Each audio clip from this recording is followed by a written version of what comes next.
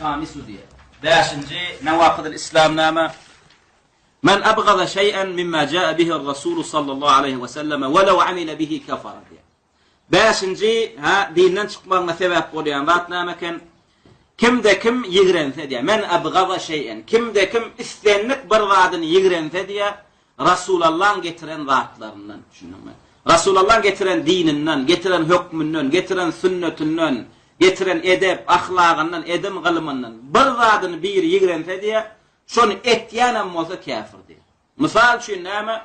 Biri mirasçy şor owa molla dip bellerdir. Atasy molla, aňyrsy ýagşy zadalar yetişip duran ogul senden mollaçylyk edäý diýdiler. Bulam şey dip näme?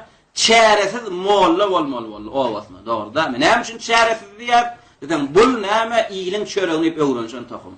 Gidip näme derler işler kazanmaklyk istäne.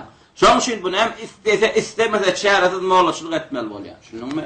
Mollaçylyk etseňem bolsa sakal goý bermeli bolýar, don telpek geýmeli bolýar. Goý berýär sakalny ýöne ýigrenýär şu zady. Ýöne näme üçin goý berdi? Çäresiz ýyle mollaçylyk etmeli bolan üçin goý berdi. Emma hakykatda ýüregini ya dilinden näme şu zat bolmadyk bolsa diýip. Bizem gorslaň mollasy ýalyk molla bolsam kasby malak kıl gasly kul bakilni jazatlyja molla bolup bilýän bolsadyk. Nirden näme islamyň şu formasy gelipdir? Ya islamyň erkek sakally bolmaly bolupdyr diýip. Nirden näme şu zatlar gelipdir, tapylypdyr diýip ýigrenni. Näme etýänem bolsa kafir. Şunuňdamy? Ya misal üçin näme qaqasy ya äri ya dogan namyssan hijab giydirdi, örtüntü ya bajatyny, ya heleyini. Örtünü ya hijab giyip öňe ýigreni ýaşadylar. Etýänem bolsa kafir. Ýigrenmeklik bolanok. Diginiň hiç bir zadyny ýigrenmeliler, söýmeli. Gelin açıklamasyny alýar Şeyh näme diýip açıklaýar. El-hamisu min nawaqid el-islam diye. İslamı bozayan zatlaryň 5-njisi näme? Men abgada şey'en mimma jaa bihi er-rasul sallallahu aleyhi ve sellem. Näme kimde kim Rasulullah getiren zadyn bir şeyini, bir zadyn näme ýigrense diye dinden çıkýar. Fe buğdu ma jaa bihi er-rasul riddetun ya. Yani Rasulullah getiren zadyn ýigrenmeklik näme? Riddet diye, murtetlik. Dinden näme? Dänirýän, dinden çykarýan zat walaw amila bihi. Eger şu ýigrenýän zadyn etýänem bolsa, namaz okuýar ýigrenýär. Şunuňmy? Okuýanem bolsa murtet. Mesela sen etýän ibadetin söýüp etmeli. Qala Teala Allah Teala Muhammed surasının 9-njy ayetinde näme diýär? Zalika bi annahum karihu ma anzalallahu fa ahbata a'malahum. Yani Allah Teala olan amallaryny ahbata, puja çykardy diýär. Ve özlerine kafir diýip hökm etdi diýär. Zalika näme üçin? Bi annahum sebäbi olar karihu ýigrenniler ma anzalallahu. Allah nazil eden dinini. Allah'ın uğradan dinini, Rasulullah getiren dinini ýigrendiler diye zalika. Şeydenlikler şuýnam fe ahbata a'malahum. Olan amallarını döktü, sogaplarını puja çykardy, özlerine näme kafir diýdi. El-karahiyetu hiyel-buğd. Şu ayetde näme karihu diýdi, yani ýigrendiler, yani halamadylar, yani ýigrendiler diýdi. Hada riddetun. Şeytmeklik ama Rasulullah getiren dinini ýigrenmeklik. İçinde var hükmünün, sünnetini ýigrenmeklik näme?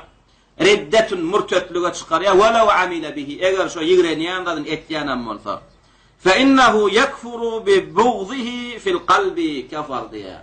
Ýüreginde de ýam ýigrenç boldymy? Ýam şol adam näme? Kafara dinden çykýar. Walaw kana ya'malu bihi fil zahir. Daşky dünýäsinde etýänem bolaýdy. Içki dünýäsinde ýigrenýädem şu etýän zadyny. Näme dinden çykýar? Näme üçin?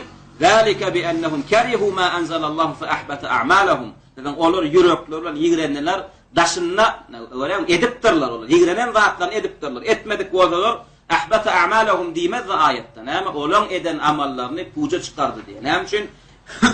Karihu ýigrenipdiler yüreklerini. Şo işte ýigrenç barmy?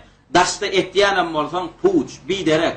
Ýöne näme käşkädiňe puja biderege çykmakly bilen näme çäklenýän bolsa diýär. Ýöne diňe puja çykmakly bilen näme amallan, sogaplan dökülmekli ulan şäklenen sen ömürlük näme kafir murtedem bolýar. Şoň üçin näme diniň hiç bir zadyny ýigrenmeklik bolanok we hatda Rasulullah sünnetlerine näme düşmançylyk etmek bolanok. Şoň üçin näme musulmanlar äge bolmaly. Şo köp näme ýurtlarda kafir olanlar sünnet etjek bolýar, dogry. Sakal goý berjek bolýarlar. Ya namazda barmak işaret edilýär, ya amin daşyňdan nilýär, el gallyrlýar. Ya gyýyzlar näme öň ýarym bilen açgeden bolsa inni hijabe gelýärler, örtünýärler. Näme üçin etýärler? Hay hewasny eýerip etýärmi şol erkekler sakalını ya beyleki etyen zatlarını ya ayarlar şu giyen hicaplarını ya namazlarını ya da Kur'an hadis buyuran şinetiye. Kur'an hadis buyuran şinetiye.